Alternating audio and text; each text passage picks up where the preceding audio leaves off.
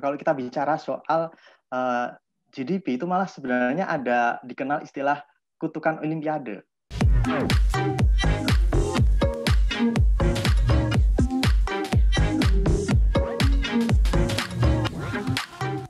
Hai Sobat Cuan, apa kabar? Semoga selalu dalam kondisi baik dan sehat-sehat ya. Seperti biasa, hari Rabu yang menggebu ada koneksi konten ekonomi seksi. Iya, delay, baiklah. Seperti biasa, kalau di koneksi ada Maria Katarina, ada Head of Research CNBC Indonesia, Mas Arief Gunawan. Hai Mas Argun. Dan Halo, juga ada Maria. Syarifah Rahma hari ini, anchor CNBC Indonesia. Hai Iva. Kita di beberapa tempat yang berbeda ya, tapi seru karena ini kan nanti akan dimunculkan di YouTube nih. Jadi teman-teman tahu nih big effortnya tim Cuap-Cuap Cuan untuk selalu on air ya di tengah kondisi pandemi kayak gini. Nah, kita ngomongin yang seru-seru aja nih hari ini yang lagi running ya. Mas Argun, Iva ya, kita lagi bahas soal, kita mau bahas soal Olimpiade sih. Tapi lebih kepada apa ya? Jadi beberapa kemarin tuh sempat diposting nih di medsosnya Cuap-Cuap Cuan. Terus ada salah satu netizen yang justru dia menyoroti kenapa sih ngotot banget menjadi tuan rumah? Emang untungnya seberapa gede sih? Terus apa sih yang mau didapetin sih kalau misalnya jadi tuan rumah Olimpiade? Dan ternyata pas gue baca-baca lagi Indonesia tuh ngincer juga ternyata posisi tuan rumah nih untuk penyelenggaraan Olimpiade nih, Mas Argun. Yang lo lihat deh, mungkin dari ya terserah lah whatever, Iva ataupun Mas Argun ngeliat Olimpiade tahun ini yang udah dimundurin, akhirnya mau nggak mau tetap diselenggarakan nih di bulan Juli Agustus ini. Iya, Indonesia sudah ngajuin tapi gagal ya. Jadi kita tadinya maunya tahun 2032, tapi kita kalah sama Australia, sama Brisbane. Ya, kemudian kita mau ngebit lagi tahun 2036. Jadi sebenarnya kenapa sih pemerintah kita itu sangat ambisius ingin menyelenggarakan jadi tuan rumah Olimpiade gitu. Kalau kita ngelihat secara umum sih, biasanya Olimpiade itu sepanjang sejarah dijalankan oleh negara-negara maju, negara-negara developing countries, karena mereka sudah siap dari sisi infrastrukturnya. Stadiumnya sudah tersedia, kemudian infrastruktur olahraganya, penginapan dan sebagainya mereka udah gak ada problem gitu. Makanya kalau saya lihat di sejarahnya itu kebanyakan itu yang ngadain Olimpiade tuan rumahnya itu dari Eropa. Eropa itu dari sepanjang sejarah itu 35 kali. Dari 35 negara Eropa itu termasuk yang jarang berarti ya. Termasuk Jepang ini berarti jarang ya di antara deretan kemarin Eropa yang lebih mendominasi. Iya, Korea pernah ya Kak? Juga Korea? Asia itu cuma 3, Cina, Jepang, sama Korea Selatan. Dan kalau kita melihat latar belakang ekonomi negara-negara ini kan juga negara-negara yang sudah maju gitu ya. Jepang, GDP-nya udah kuat. Cina di Beijing tahun 2000 berapa itu? Tahun 2008 itu mereka juga sudah kuat ekonominya. Sementara Korea Selatan ya kita tahu emerging market dan sekarang jadi salah satu supply chain penting di ekonomi dunia gitu. Dan yang negara-negara Afrika cuma satu tuh, Senegal kalau tidak salah. Jadi memang nggak banyak negara berkembang. Tuh, Mas? Udah lama ya? Udah lama. Senegal. Baru-baru ini aja gue udah lama nggak denger negaranya gitu ya. Senegal, Mas Argun sebut gue tahun berapa? Oke. Iya. Mas Argun kan tadi ngomongin GDP gitu kan, terus kita ketahui juga yang negara-negara yang jadi tuan rumah itu selalu negara-negara yang maju. Nah, tapi sebenarnya kalau bisa kita lihat sih, sebenarnya apa sih keuntungan dari tuan rumah Olimpiade gitu kan? Nilai ekonominya gitu beneran efek nggak sih sama GDP mereka pada kuartal tersebut atau gimana? Nah, ini menariknya gitu ya, Maria, kemudian Iva dan Sobat Cuan gitu. Kalau kita bicara soal GDP itu malah sebenarnya ada dikenal istilah kutukan Olimpiade. Jadi apaan tuh? Setelah itu GDP-nya merosot, habis itu kan ada kutukan atau gimana? Betul, memang betul. Jadi kalau kita lihat sepanjang sejarahnya ya, saya nge-track 5 perhelatan terakhir lah ya, sejak tahun 2000. Saat itu kan udah selesai lah krisis Asia dan kawan-kawannya. Kalau kita bicara GDP misalnya, dulu tahun 2000 yang jadi tuan rumah itu Sydney. Sydney itu pertumbuhan ekonominya ketika mengadakan Olimpiade tahun 2000 saat itu itu turun pertumbuhan ekonominya dari 5,1% menjadi 3,9%. Artinya masih ada pertumbuhan ekonomi, tetapi tidak secepat sebelum mereka menjalankan Olimpiade. Dan kemudian lanjut lagi, kemudian tahun 2001 turun lagi jadi 1,9%. Yunani juga sama, 2004 mereka setelah Sydney kan Yunani. Dia juga turun dari 5,8 sebelum Olimpiade, pas Olimpiade turun jadi 5,1 pertumbuhannya. Kemudian setelah itu jadi 0,6%. Jadi anjlok pertumbuhan ekonominya. Meskipun nggak sampai bisa kontraksi. Ya Mas ya? Kok bisa? Kan itu kan sebenarnya ajang internasional ya, enggak nggak sih, Peh? Kan ajang internasional yang gede, terus banyak banget konsumsi meningkat. Jelas banget kan. Dari segala lini ya, dari pariwisata, ya pasti maksudnya cukup besar lah seharusnya gitu, bukan malah menyumbang penurunan gitu. Ya, semestinya seperti itu. Tetapi gini, kalau kita bicara Olimpiade, itu kan berarti kita bicara investasi infrastruktur sekali pakai. Gitu. Jadi dan efeknya ke ekonomi juga sekali pukul itu aja. Jadi kalau kita mau ngadain Olimpiade taruhlah nih Indonesia mau ngadain Olimpiade tahun depan, ya kita udah membangun infrastruktur besar-besaran, mungkin pada tahun ini dan tahun lalu, atau mungkin tahun sebelumnya, 3 tahun sebelum perhelatan itu, investasinya gede. Jadi kita bangun stadium, kemudian bangun jalannya, bangun penginapan, hotel, dan sarana prasarana lainnya. Tetapi setelah itu, apakah kemudian kita akan melihat lonjakan investasi serupa? Investasi dadakan itu apakah akan terjadi pada tahun-tahun setelah Olimpiade? Kan enggak. Gitu. Karena kan ini perhelatan yang hanya 4 tahun sekali, dan kemudian memang dihadiri oleh semua perwakilan seluruh negara di dunia gitu. Artinya akan melibatkan banyak orang secara bersamaan, tapi hanya sekali itu, seketika itu. Jadi pembangunan doang ya. Tapi setelah habis itu bingung mau diapain ya. Dan habis itu bingung mau diapain. Kalau Sobat Cuan mau tahu bagaimana efek Olimpiade terhadap negara-negara penyelenggaranya, carilah Vancouver misalnya. Mereka pernah ngadain Olimpiade, dan kemudian stadium megah yang dibangun itu sekarang mangkrak. Gitu. Karena ya orangnya cuma berapa, gitu, yang main sepak bola cuma berapa, nggak seperti ketika terjadi Olimpiade. Selain itu juga biaya maintenance-nya lebih tinggi dibandingkan keuntungan yang dihasilkan oleh infrastruktur atau kayak negara lo nggak banyak yang jago sepak bola, tapi lo harus bangun stadion bola gitu ya. Abis itu buat apaan? Ya, jadi Iya. Tapi kenapa orang berlomba-lomba, misalnya Indonesia juga termasuk ingin menyelenggarakan Olimpiade, karena 3 hal sih sebenarnya. Jadi pertama, asumsinya paling gampang adalah ini promosi wisata. Jadi orang yang tadinya ya mungkin tidak mengenal, kurang mengenal Indonesia, bisa semakin tahu ada Indonesia dan mereka punya potensi ini saat ini A, B, C, D, E, dan itu mereka tahu ketika ada Olimpiade misalnya. Itu ekspektasinya. Kemudian yang kedua, biasanya ini terkait dengan diplomasi ekonomi. Jadi kita melihat ke Beijing misalnya, saat itu tahun 2008 kan Cina itu baru mulai dia melakukan politik lebih terbuka secara ekonomi juga, secara internasional. Jadi dia ingin menunjukkan pada dunia bahwa dia adalah an important driving machine untuk pertumbuhan ekonomi dunia, bahwa mereka eksis, mereka bisa mengadain perhelatan yang gede seluruh dunia, dan itu tidak masalah dengan perekonomian mereka. Kemudian kalau yang ketiga ya kalau kutukannya berlanjut berarti Indonesia kemungkinan akan mengalami penurunan di GDP juga sama kayak yang dialami oleh yang nggak ngebayangin gue mah. Ya nggak apa ya. Maksudnya kan Indonesia aja udah kayak gini gitu loh semaputnya gitu. Udah kacau juga. Nah berarti kalau kayak gini kondisinya bisa dikatakan Jepang itu kurang wise dong ya Mas Argun. Maksudnya kan GDP-nya ini udah anjlok nih ya karena pandemi. Ditambah lagi sama Olimpiade juga ada potensi anjlok lagi nih ke depannya. Belum lagi nanti kasus juga makin meningkat gitu kan. Jadi bisa kita katakan kalau saat ini kayaknya Jepang juga kurang wise gitu ya. Tetap kekeh ngadain atau gimana nih Mas? Dan ditambah lagi sebenarnya nih lagi sial Jepang.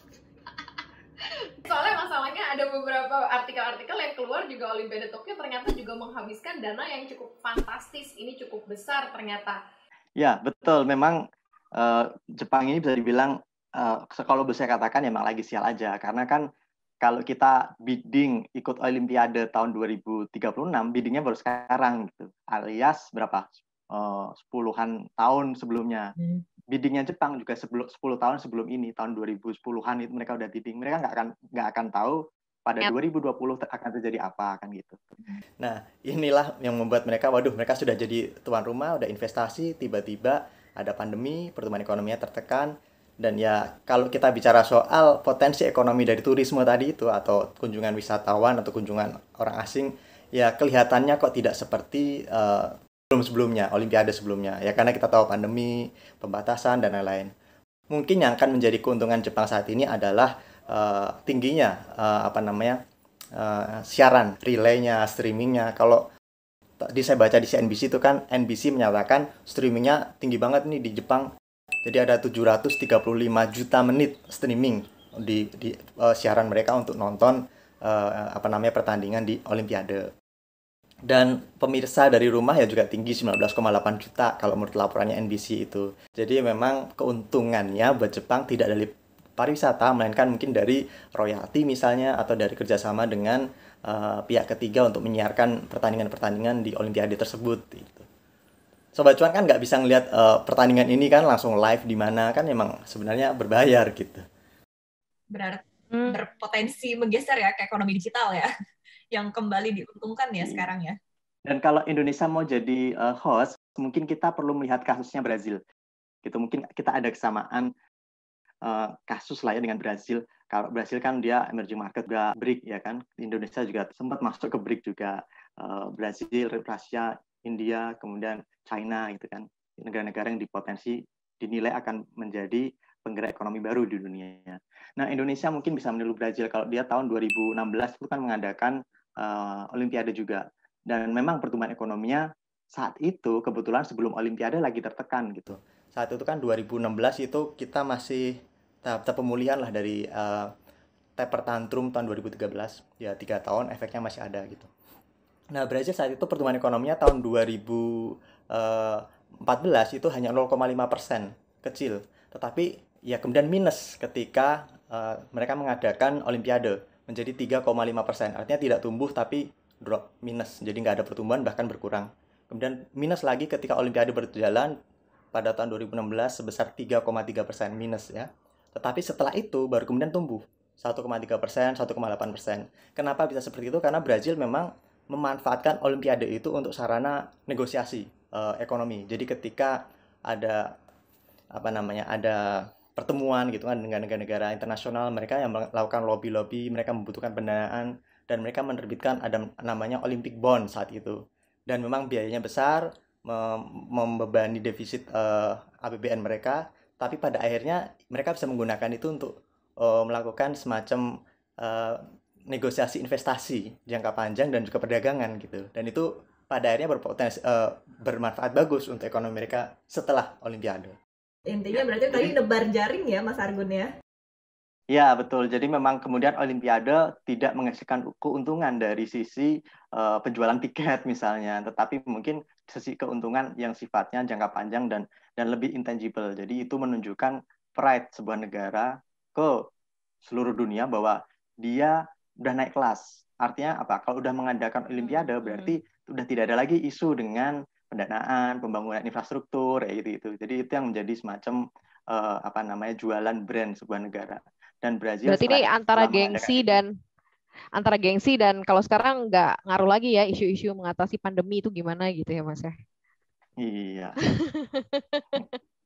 Karena kalau di Jepang sendiri sebenarnya kan kalau penyebaran kasus COVID sendiri kan juga sebenarnya masih ada kan, karena beberapa ternyata juga sekarang malah jadi klaster baru juga ternyata di sana beberapa ya, walaupun memang nggak penuh dia nggak sesek gitu. Ya di Jepang juga kemarin saya juga baca ada ulasan dari Japan Times, sebuah media di sana, mereka menyatakan bahwa Olimpiade saat ini justru memicu kerugian ekonomi. Kalau menurut mereka, perhitungan mereka ada nilainya 21,7 miliar dolar gitu. Jadi Jepang memang lagi ketiban sial lagi karena sial kondisinya lagi pandemi gitu. Dan keuntungan promosinya memang ada, tapi hanya 7,7 miliar menurut dia. Jadi nggak imbang. 21,7 miliar, keuntungannya promosi cuma 7,7 miliar. Tapi setidaknya Jepang juga menunjukkan ke dunia bahwa mereka bisa menjadi host yang kredibel menjalankan ajang segede ini gitu. Dan ya itulah mungkin dari sisi politik diplomasi internasional itu akan membantu posisi tawar mereka somehow gitu. Dan di Brazil mungkin bisa dipakai di Indonesia gitu. Iya, kemarin aku baca-baca juga tuh kan, katanya kayak sponsor juga bingung kan sekarang antara mau support tapi kok jadi branding ke image ke perusahaan mereka juga jadi kurang baik gitu kan, karena ini di tengah pandemi kalau support Olimpiade, tapi di satu sisi juga kalau nggak disupport udah kontrak nih, pada bingung juga kan sekarang sponsornya. Iya, serba dilema memang. Kalau Jepang misalnya juga tetap Indonesia mau mau bidding, jalanin. Maksudnya kalau Jepang misalnya mau tetap lanjutin kan karena memang udah banyak investasi yang dikeluarin juga kan Mas. Ini persiapan Olimpiade kan bukan persiapan kayak sehari 2 hari gitu kan. Udah waktu ketika ditunjuk kan mereka pasti betul. udah sangat well prepare tanpa memikirkan mungkin kondisinya ada pandemi kayak sekarang gitu. Memang saat ini yang bisa kita misalnya kita jadi bidding untuk Olimpiade, ya kita berharap dalam 10 tahun lagi tidak ada risiko seperti ini, pandemi misalnya kita jadi tuan rumah Olimpiade, dan di sisi lain mungkin pemerintah bisa menggunakan itu seperti Brazil. Jadi jangan seperti Jepang ini. Jepang kan ya memang mereka is pride, tapi mereka tidak punya misi khusus untuk jualan apa ibaratnya gitu. Nah, Indonesia mungkin kalau misalnya jadi tuan rumah Olimpiade tahun 2036, kita bisa jualan tentang mobil listrik misalnya. Jadi nanti ketika ada perhelatan itu, kita ingin menunjukkan pada dunia bahwa kita supply chain-nya udah kuat negara nih. baterai. Negara baterai. Dan mungkin nanti semua armada pendukungnya itu mobil-mobil listrik misalnya. Ya, kalau ada misi seperti itu mungkin ya worth it, tapi pada akhirnya juga kita harus mempertimbangkan aspek pendanaannya seperti apa, harus canggih gitu. Kalau dulu Brazil sih dia mengeluarkan Olympic bond gitu, dan nilainya memang miliaran dolar, dan efeknya ke PDB mereka ada, tapi setelah selesai Olimpiade gitu. Dan di sisi lain beban pendanaan masih ada di APBN mereka sekitar 3 tahun kemudian, mereka masih ada cicilan untuk membayar obligasi tersebut. Tetapi ya kita bicara manfaat jangka panjang dari ajang tersebut. Oke, cukup menarik ya untuk dilihat. Nah, kalau misalnya aspek-aspek lain yang mungkin harus dipersiapkan oleh Indonesia nih, mungkin kalau mengejar sampai ke kategori negara maju seperti prasyarat awal gitu kan itu memang agak susah ya Mas ya. Tapi mungkin apa gitu yang harus dibenahi mungkin 10-15 tahun dari sekarang kalau mau ikut pitching juga gitu jadi tuan rumah. Ya, pastinya sih modal dasarnya adalah infrastruktur gitu. Jadi infrastruktur pendukung dari sebuah kota. Jadi kalau kita bicara ada tamu dari luar negeri dan jangan ada isu soal transportasi misalnya. Mereka harus ngangkot atau ngojek, ini kan nggak lucu. Jadi memang harus dibangun MRT-nya harus sudah siap, kemudian monorelnya juga sudah siap, minimal itu. Dan itu memberikan manfaat yang tidak hanya seketika. Manfaatnya akan terus berlangsung buat masyarakat juga untuk mendukung ekonomi berpuluh-puluh tahun kemudian. Dan yang kemudian kedua ya dari sisi fasilitas olahraga yang pasti. Sekarang kita sudah punya fasilitas olahraga standar internasional berapa jumlahnya gitu. Kita tidak perlu membangun proyek mercusuar, stadion termegah di Asia Tenggara misalnya atau seluruh dunia, nggak perlu. Setidaknya sudah sesuai dengan standar internasional, itu sudah cukup. Jangan terlalu berpatok pada kasus, kita harus belajar di Vancouver tadi ya, yang di Kanada. Mereka itu sampai utang ke 171 pengembang lokal karena dia ingin bikin stadion yang gede banget, dan pada akhirnya setelah selesai Olimpiade stadion tersebut udah mau ambruk dan catnya udah terkelupas ke sana sini karena memang ya tidak terutilisasi secara penuh. Mereka harus membayar katanya rugi sampai 50 juta dolar untuk proyek itu. Dan setelah Olimpiade selesai ya mereka nyicil 9 bulan ke para pengembang lokal itu. Jadi nggak perlu seperti itu. Artinya sudahlah sesuai dengan standar internasional, tidak perlu terlalu megah juga. Cost dan cost benefitnya harus diperhitungkan gitu. Dan saya pikir ya itu sudah cukup infrastruktur pendukung kota, kemudian juga transportasinya dan juga sarana olahraga, tidak perlu megah. Dan di sisi lain perkuat branding yang akan dibawa. Jadi kita mau bicara soal Indonesia adalah negara baterai misalnya, dan itu harus ditunjukkan dengan program-program yang berkesinambungan ketika terjadi Olimpiade itu gitu. Indonesia kan juga pernah kan udah jadi tuan rumah. Kalau menurut patokan lo sendiri, lo ngeliat cukup berhasil nggak nih sebelum kita ke ajang internasional yang gede, Asian Games kemarin kan juga udah cukup berhasil ya. Walaupun ada itu tuh ada transportasi apa LRT yang cuman lewat velodrome doang yang deket banget itu jaraknya. Cuma berapa 9 kilo ya? Iya itu nggak tahu kan habis itu buat apa lagi itu bingung kan. Ya sekarang. Gimana tuh Mas? Oke, ya memang kalau kita bicara Asian Games so far kita masih bisa lah. Kita melihat misalnya kalau hitung-hitungan pemerintah Bappenas itu kan mereka memperkirakan PDB kita tumbuh di DKI ya dan di Palembang nih 2 tempat acara Asian Games mereka totalnya 18 juta US dollar pada saat pelaksanaan Asian Games. Jadi memang efeknya ke perekonomian saat itu ada dan mungkin seperti saya bilang di awal efeknya dari sisi pembangunan proyek termasuk tadi itu MRT, monorail dan sebagainya. Tetapi ya kemudian kalau kita bicara kemanfaatannya, so far sih tidak ada isu. Artinya dari sisi stadion-stadion yang sudah ada, mereka kan nggak bangun yang berlebihan gitu. Kemudian juga fasilitas olahraganya juga ya so far masih banyak dimanfaatkan kalau pengamatan saya. Monorail masih jalan sih, cuman ya penumpangnya nggak banyak sepertinya. Gitu. Kalau ke sini masih bisa lihat tuh monorailnya jalan gitu. Tetapi ya okupansinya sebesar apa, sebanyak apa pertanyaan itu. Dan Indonesia mungkin menurut saya siap kalau nanti kita menjalankan itu asalkan punya misi khusus dan juga pendanaannya sudah disiapkan. Artinya mungkin kita nggak punya uang, oke, tetapi kita tahu strategi pendanaannya seperti apa. Utang berbunga lunak misalnya dari Japan BIC, DBIC itu atau dari Asian Development Bank misalnya. Jadi harus dijajaki beberapa. Di SWF-in aja, di SWF-in Mas. Mungkin gak sih? Curang banget ya bangun infrastrukturnya pakai SWF gitu sekarang gitu. Ntar buat penyelenggaraan Olimpiade. Gimana, Peh? Judulnya infrastruktur, harusnya bisa lah. Tapi yang jelas dari itu semua sih sebenarnya kalau dilihat dari sisi keperuntukan infrastruktur sih kalau Indonesia mungkin akan jauh lebih banyak yang terpakai kali ya kalau compare sama negara-negara yang udah maju lainnya. Mungkin kalau misal bangun infrastruktur jalan misalnya kayak MRT atau monorail atau apapun kayaknya masih akan lebih berkelanjutan ya nggak sih? Nah permasalahannya mungkin nanti akan seperti apa nih ngejarnya karena kan ekspektasi orang di Olimpiade kan udah sangat bagus banget kalau datang ke negara-negara yang selama ini jadi tuan rumah. Iya, jadi memang ekspektasi itu yang biasanya akan mencerminkan sebuah negara itu sudah menjadi Olympic class, nggak? Olympic class country. Ya. Gitu. Sudah kelas penyelenggara Olimpiade. Karena selama ini kan memang biasanya menyelenggarain hanya negara-negara maju gitu, kecuali tadi Senegal dari Afrika. Kayaknya itu ditunjuk karena ya sekali-sekali dong di Afrika gitu. Nah, Indonesia bisakah menjadi setara dengan Jepang, dengan Cina, dengan Korea Selatan? Dalam arti kita ngadain Olimpiade, tetapi di sisi lain apakah kita punya posisi tawar yang bisa diberikan gitu ketika kita ngadain Olimpiade? Jangan hanya ini jadi ajang sinterklas gitu, artinya itu deh saya ngadain perjamuan makan semuanya saya traktir, tapi kemudian tuan rumahnya tidak mendapatkan apapun manfaat dalam jangka panjangnya terhadap perekonomian mereka. Jangan sampai tadi kutukan Olimpiade berjalan berlarut-larut. Jadi biasanya kalau tadi menurut data kan 3 tahun perlambatan ekonomi karena Olimpiade. Jangan sampai lebih dari itu. Karena apa? Karena setelah itu negaranya bangkrut, nggak bisa membiayai pendanaan lanjutan untuk proyek-proyek yang tadi sudah dibangun di Olimpiade. Gawat banget ya. Maksudnya membayangkan sesuatu hal yang memang cukup beresiko sebenarnya kalau misalnya berdasarkan datanya Mas Argun ya. Komitmennya panjang pula.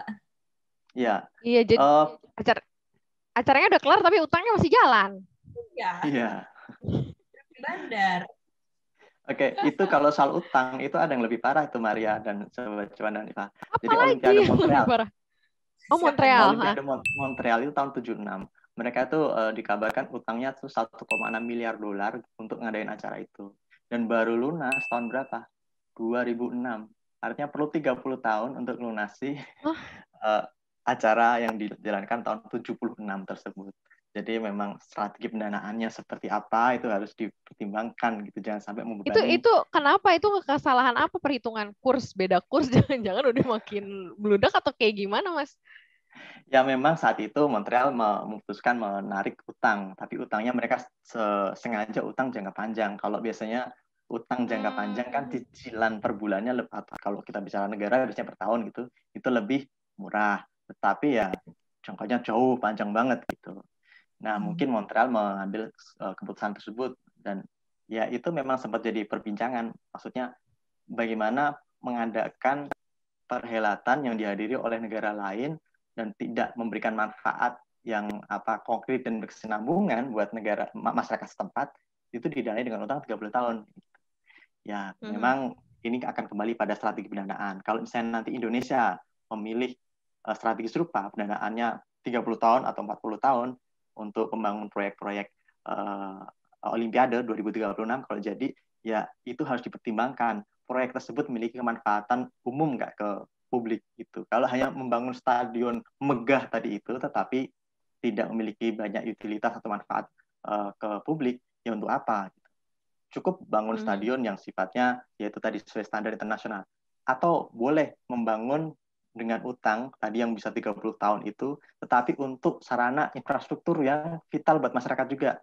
Ya misalnya kita bicara transportasi, MRT misalnya belum selesai, dibangun subway, diperbanyak ruasnya, nggak cuman koridor mana itu yang di Tamrin saja, tapi diperluas lagi misalnya sampai ke Jakarta Timur, kampung saya, tempat saya misalnya. Asik atau di dong, Jakarta. sama dong tempat gue juga.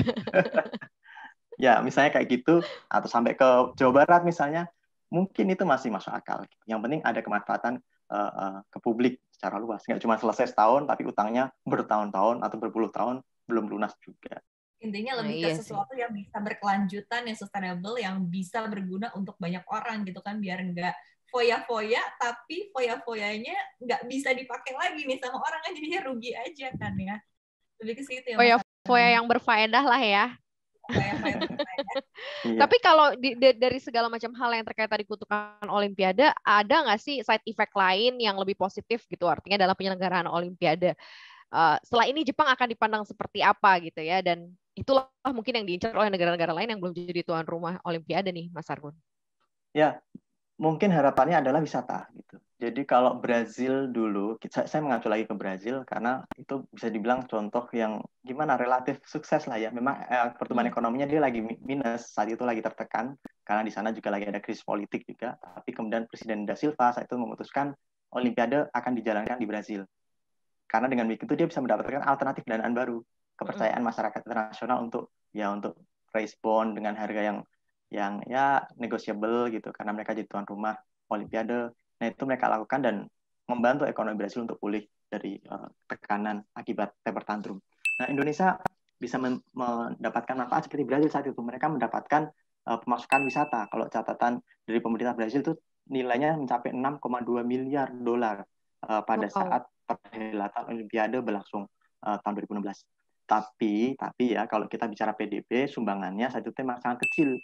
Diperkirakan sekitar 0,05 persen poin.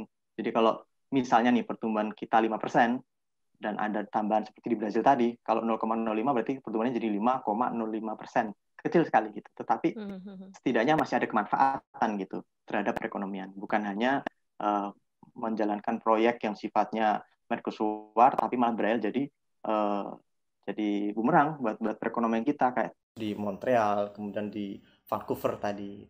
Dan di Jepang seharusnya mereka juga bisa mendapatkan manfaat serupa kalau tidak ada pandemi. Jadi pemasukan wisata seharusnya akan tinggi kalau misalnya Olimpiade ini berjalan. Tapi ya sayang sekali saat ada pandemi, tidak ada orang yang tahu bahwa ini akan kejadian tahun 2020. Bahkan setelah ditunda 2021 juga pandeminya belum kelar. Jadi Jepang kehilangan potensi penerimaan dari pariwisata itu tadi. Makanya ada tadi hitungan dari Japan Times, kalau kemungkinan nilai kerugiannya itu ya 15-an miliar dolar gitu untuk Jepang. Nah, Indonesia mungkin minimal bisa memanfaatkan dua hal tadi, promosi wisata. Jadi digencarkan ketika nanti ada perhelatan, sebelum maupun setelah perhelatan harus ada program berkesinambungan untuk ya tidak hanya mengundang orang-orang dari 190-an negara di dunia untuk datang selama Olimpiade, tapi untuk memastikan mereka tahu Indonesia punya apa sih yang bisa dikunjungi, agar bisa nanti setahun lagi mereka bisa datang kembali atau mengajak masyarakat sekitarnya untuk datang ke Indonesia. Itu pertama, promosi wisata. Dan kita bicara wisata, modal dasar kita sangat besar gitu kan. Ada ribuan objek wisata yang bagus gitu. Kemudian di sisi lain ya kita bicara soal bargaining position, diplomasi ekonomi tadi itu. Kalau kita mau punya misi ingin menjadi negara baterai, dibangun sekarang baterainya. Nanti ketika Olimpiade berjalan dan kita misalnya menang jadi tuan rumahnya, kita bisa menunjukkan industri baterai di Indonesia seperti ini loh gitu. Dan ketika orang bicara soal Olimpiade 2036 misalnya, mereka akan mengasosiasikan dengan Indonesia dan mereka akan mengasosiasikannya dengan baterai listrik dan mobil listrik, mobil masa depan. Nah, strategi branding ini yang kemudian harus disiapkan mulai dari sekarang. Jangan hanya kita jadi tuan rumah, kita bikin acara yang megah, gedung yang megah, tetapi program untuk memanfaatkan Olimpiade ini agar bisa menjadi sarana jualan potensi kita, itu jangan sampai tertinggal gitu. Bener, bikinnya berarti udah nggak bisa lagi di Jawa menurut gua, nggak bisa di Jawa, nggak bisa di, maksudnya bikinnya tuh harus ke daerah timur Indonesia gitu, jadi jelas, yang dibangun juga jelas gitu. Iya. Berarti dan itu bisa promosi di situ, karena kan wisata Indonesia Timur juga banyak gitu. Gimana, Peh? Berarti sejauh ini menurut Mas Argun, Indonesia juga udah on the right track gitu ya? Karena kan kita lagi fokus nih pembangunan pariwisata. Nah, itu pariwisata bisa dijual, terus sama nikel juga bisa dijual gitu kan. Berarti memang dua hal ini bisa dijual sama pemerintah sejauh ini. Atau ada lagi nggak sih menurut Mas Argun yang kira-kira bisa nih dijual gitu? Saya pikir keunggulan kita so far di sana ya, selain dari komoditas yang sudah ada, yang sudah orang udah mengenal, meskipun kita nggak jadi tuan rumah Olimpiade. Misalnya batu bara, sawit misalnya.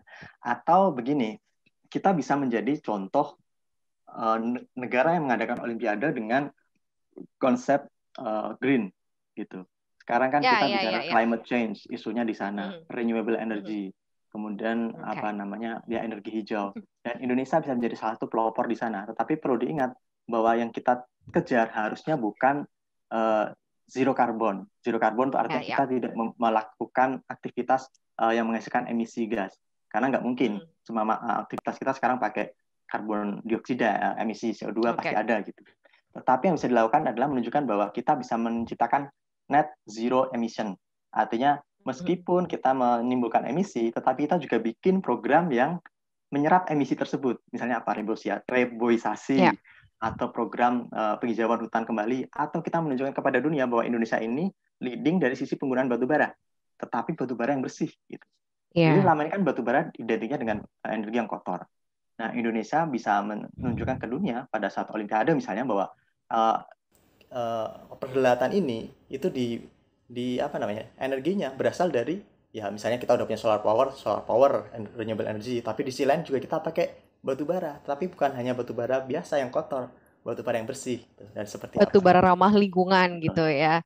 Jadi harus ada sesuatu yang baru gitu ya kalau ingin ditawarkan untuk perhelatan internasional gitu. Indonesia udah punya semuanya, mana yang mau ditonjolin, kurang lebih sih kayak gitu ya Mas Argun ya, di segala macam di antara segala macam dinamika yang ada gitu ya terkait mengenai penyelenggaraan Olimpiade saat ini, kita bisa belajar nanti apa yang harus dipersiapkan untuk Indonesia next-nya. Kurang lebih kayak gitu deh Sobat Cuan, ini gak berasa banget udah 30 menit lebih kita ngobrol-ngobrol. Thank you banget udah dengerin Koneksi hari ini. Kalau kita selalu muncul Senin sampai hari Jumat, jangan lupa untuk selalu dengerin kita di mana aja nih, Per? Iya, yang pasti jangan lupa di subscribe di Spotify, kemudian juga di Apple Podcast. Jangan lupa follow kita, dengar semua kontennya. Kemudian di Instagram cuap_cuan, juga jangan lupa, sama di YouTube kita ya. Karena ini juga tayang di YouTube kan ya, Kak? Iya dong, ini tayang di YouTube. Jadi itu kurang lebih ya Sobat Cuan, jangan lupa selalu dengerin Cuap-Cuap Cuan. Thank you banget Sobat Cuan udah dengerin Hari Rabu yang menggebu-gebu ini. Terima kasih banyak. Maria pamit. Iya. Pamit. Dan Iva pamit. Thank you semua. Pamit. Bye. Bye.